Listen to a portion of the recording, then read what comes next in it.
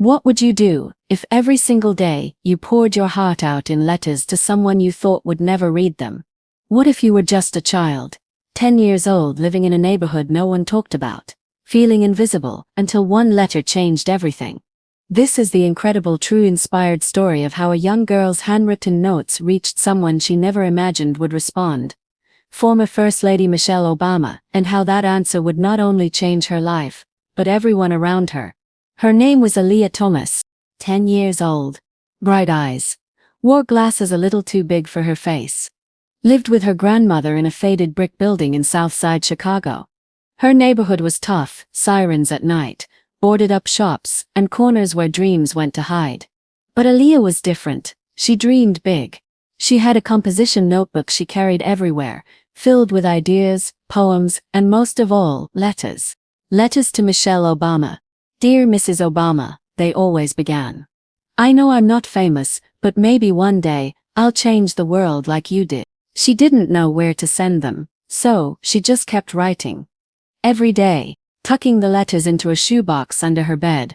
Aliyah had never met her parents. Her mom had passed when she was 2. Her dad, well, no one really talked about him. Her grandma, Miss Laverne, was everything. She worked double shifts at the hospital cafeteria, and still came home with a smile and a hug that smelled like starch and peppermint gum. But Aliyah knew life wasn't easy for them. Some nights, dinner was toast and jelly. Some days, the heat didn't work. But every day, no matter what, Aliyah wrote. One letter talked about how she wanted to be a writer. Another talked about being bullied for her old sneakers. One letter was just about the way her grandma laughed during their Friday movie nights. Writing helped her feel seen, even if no one was actually reading. One Monday morning, something happened. Aliyah came home from school, and her grandma was sitting silently on the edge of the couch.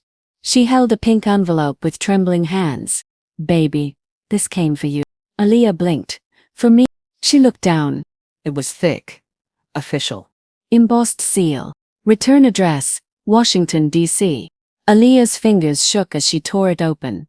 Inside was a letter, typed, but at the bottom, in blue ink, was a signature, Michelle Obama.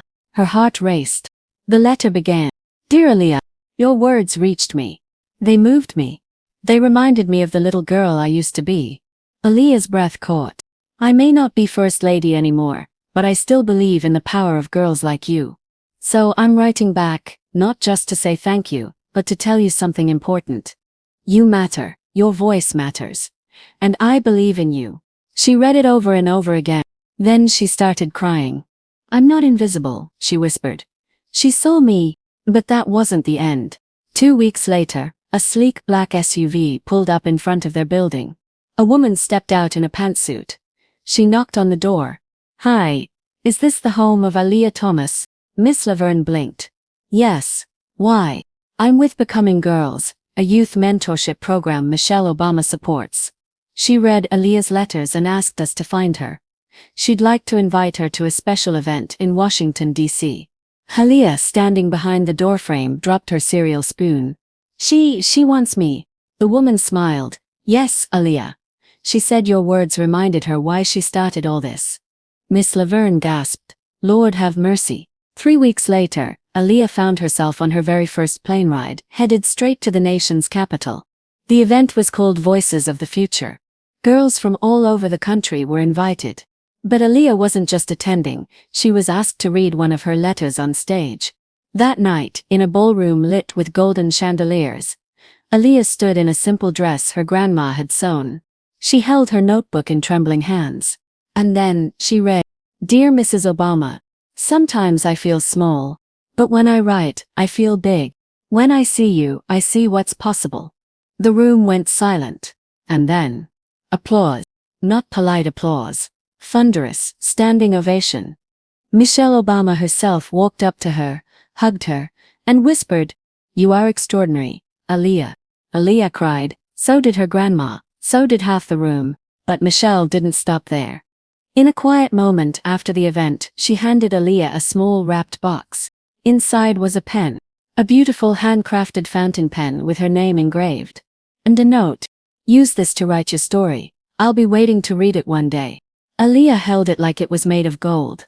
From that day on, everything changed. She was offered a spot in a mentorship program. Donors reached out to help her grandma fix the heating in their apartment. The local newspaper ran a feature, "Local Girl Inspires Former First Lady." At school, kids who once teased her now asked for advice. Teachers began encouraging her writing. Doors started opening. But the biggest transformation wasn't just in Aliyah.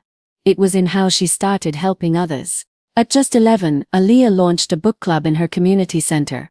She collected old books, wrote letters to publishers, and got donations. Soon little girls like she used to be, were reading and dreaming. Aliyah sat with them every Saturday reading aloud stories and poems. And before every session she would say, "If you ever feel like no one's listening, write. Because someone is." Years passed. Aliyah grew up, got into college, majored in creative writing, interned for a publishing house. And on her graduation day she opened her email. A message from an unknown sender. Subject: "Still waiting on your story, Michelle." Tears rolled down her cheeks. Because somehow, Michelle still remembered. Aliyah would go on to publish her first book at 12, a memoir titled "Letters Under My Bed."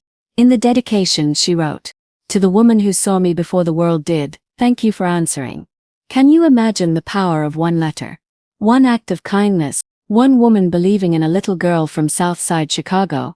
Aliyah's story is proof that words matter, that kindness echoes, and that no one is ever too small to be seen.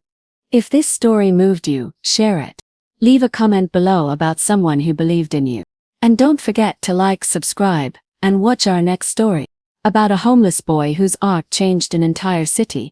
Because on Black Struggle Diaries, we believe that hope lives in the most unexpected places.